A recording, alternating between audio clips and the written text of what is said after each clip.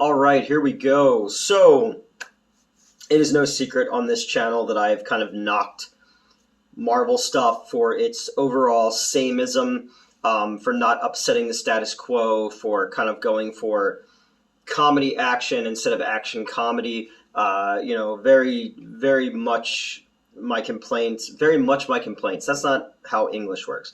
About Thor was just undoing a lot of the weightier character stuff from the other movies to kind of make him a himbo in Love and Thunder.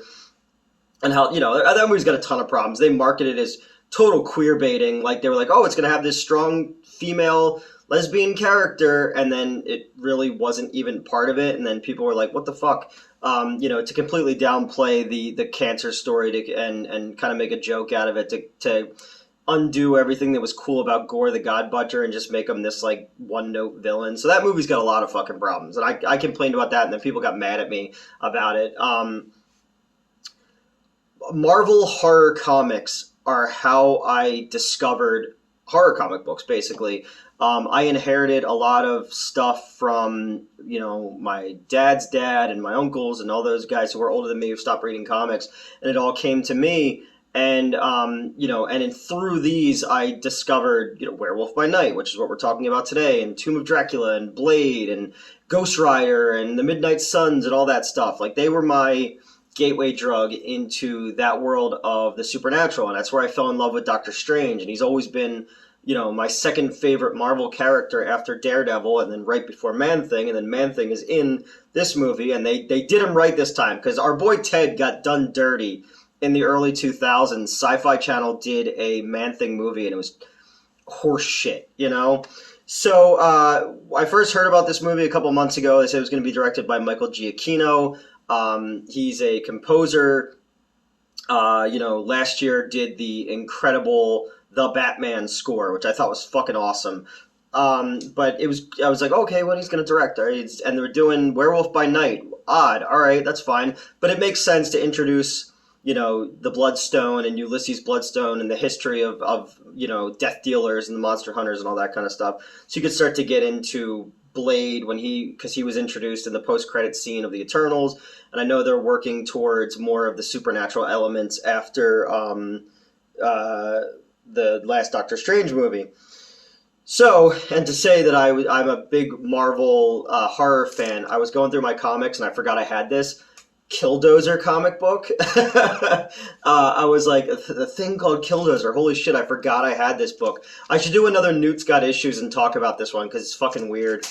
So this movie it's a one-shot, much like a lot of these comics where they're fucking one-shots.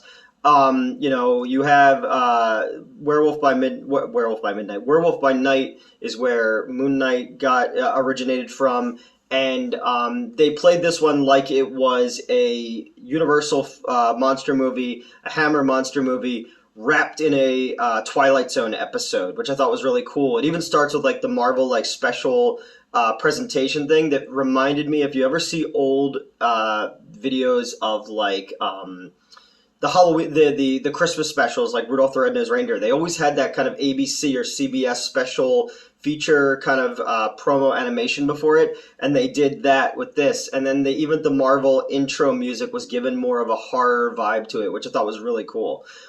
This whole thing is black and white, except for the Bloodstone, which glows red, which is kind of cool. It kind of had different tone-wise, but like in Schindler's List, where everything's black and white except for the little girl in red. Marvel and Schindler's List. Never thought those two things would be together.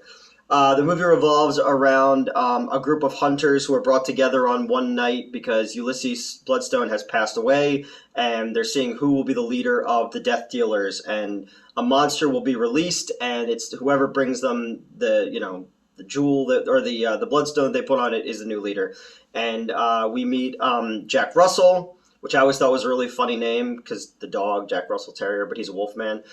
Sort of like Mr. Miracle is Scott Free. I was always like, how long did that take you to come up with? All these hunters are brought together, and Bloodstone's daughter comes back, and she had a strained relationship with her father. and they turn Bloodstone's corpse into like a wind up toy, so he can give you exposition. So like the casket opens, and it's almost like an animatronic at Disney World, and it's got this very the whole movie has this very macabre haunted mansion kind of vibe to it, which I think is great. And again, the black and white allows you to do more gore, which you haven't seen in a Marvel movie in quite a while.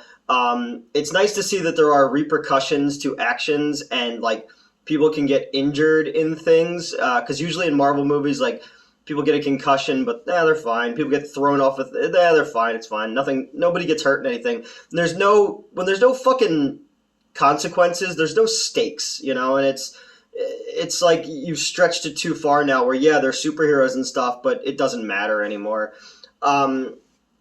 We come to find out that the monster is the Man-Thing, that they've put the Bloodstone on, and they're hunting the Man-Thing. And he looks great. Looks fucking awesome.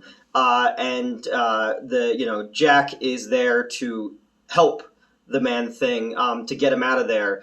And I don't want to spoil everything, but the first half of it is kind of this most dangerous game style vibe. The set design is fantastic. It's got like an MC Escher style design to this outdoor crypt area. Like the Labyrinth, the Jim Henson movie. And again, the score is great. It's got this very Universal Films, very Hammer Films vibe to it, but there is this cheeky little bit of fun to it as well. And when Jack finally is able to free the Man-Thing, they find out that he's a monster. So they chain him. They put him in a cage with Bloodstone's daughter, and they're going to let him transform and take care of her. And then, her stepmother will become the leader of the Hunters. But as the title suggests, he turns into the werewolf at night, and it has a very like Blade 2 kind of vibe, when Blade comes up out of the blood in like the third act and fights all those dudes with like the electro wand things. Except in this one, because it's all shot black and white, like I said, and it's shot to look like old film. So there's scratches on it. At one point, there's a hair in the gate, and when he's like fucking biting guys' ears off and slashing and stuff, blood will hit the camera and start to trickle down. And as more and more comes, it's harder to see the frame, but it's really cool as he's fighting through these guys, and he looks like he looks more like the Lon Chaney Jr. Wolfman, which I thought was a really cool way to do it. I really, really like this movie. I thought it was a lot of fun, and I dig that at the end, when everything is said and done, is Bloodstone's daughter is holding the Bloodstone. How many times can we say Bloodstone? It starts to go from the red glowing to going up her arm, because the song Somewhere Over the Rainbow is playing, and then it slowly fades to color, just like in The Wizard of Oz when Dorothy goes from Kansas to Oz. And really, really cool. And then you're like, okay, well, did they do the black and white because it's a lower budgeted thing, so they don't make Man-Thing will stand out as much in color? But when you see him in color, he looks great. The fucking detail on the Man-Thing is incredible. He's got mushrooms growing on him. It's really, really well done. This was just a macabre, fun little one-shot piece. I'm excited to see what they do with more of the horror elements. It's great when you see a Marvel thing where this was funny, but it was funny in like a dark, tongue-in-cheek kind of way. Again, like an EC comic book, like a horror comic book. It didn't rely on a bunch of puns and stopping to make pop culture references and shit. And this clearly does take place in modern Marvel continuity, because they reference the Avengers in the narration in the beginning, the 6 original Avengers. But it was great to see them do something different. And I hope this does really well, because I'd like to see Michael Giacchino direct more shit, because he handled it fantastically. Even the werewolf transformation, they don't do it from like American Werewolf style where you see the transformation. It's this slow pull in on Bloodstone's daughter as she's cowering, holding on to the bars of this cage. And the pulsing power of the Bloodstone is lighting and creating shadow. And we see him on the wall transforming, and I was like, yes, that's awesome, because it does feel like what they would have done with the Universal movies, or even has like a little bit of a Val Lewton vibe to it a little bit too, like Cat People, where you don't see as much, but you get enough to know what's going on. Can't say enough good things about this, man. I know a lot of people have been shitting on She-Hulk. I dig it. It's its own kind of thing. Um, I haven't really been as hardcore about a lot of the Disney shows. I liked Moon Knight a lot. I thought it was cool the way that they dealt with the DID stuff, and found a way to make his fucked up weird continuity make sense to general audiences. Because even I, as like longtime comic book lover, reading a lot of Moon Knight, I'm like, wait, what the fuck? How? Wait, okay, no. But this was cool. I hope more people go, what is Man Thing, and read up on Man Thing. When I used to be on the show Underbelly, giant size Man Thing was a running gag on the show for a really long time. I'm known for one physical characteristic, so they used giant size Man Thing was a thing, but it was also the oversized comic books. The Man Thing was called Giant Size Man Thing, and I remember a follower of the show back in the day sent me a Giant Size Man Thing T-shirt, and that was really fucking cool. I still have it somewhere, but this was a lot of fun. This was a really cool little Halloween special.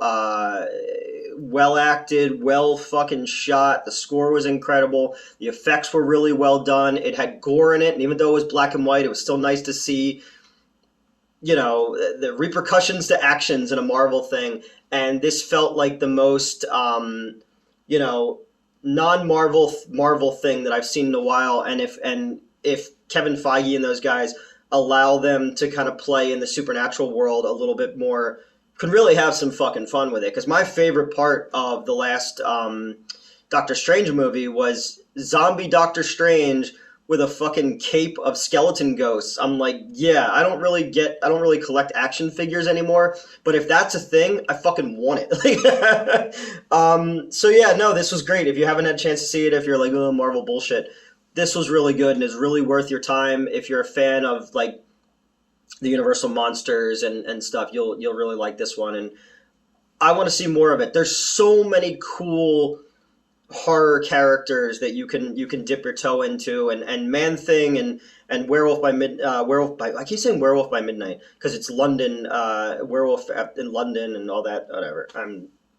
I was up super late shooting the Hellraiser one because I realized I shot it once and then my volume wasn't on my thing, and I was like, oh, I gotta do it all over again.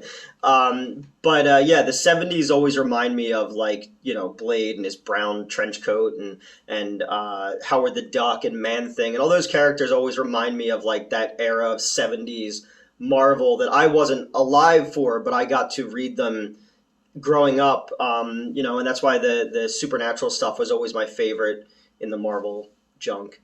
But She-Hulk just introduced Daredevil back into the Marvel universe. Never in my wildest fucking dreams did I ever think I would see yellow Daredevil.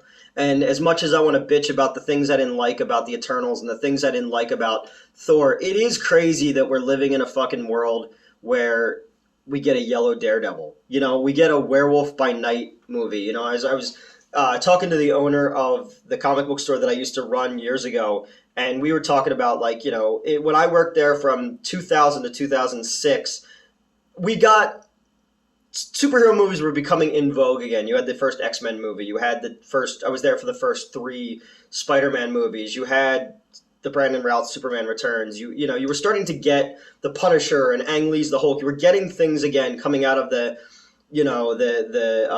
Batman and Robin and Barbed Wire and fucking Steel era.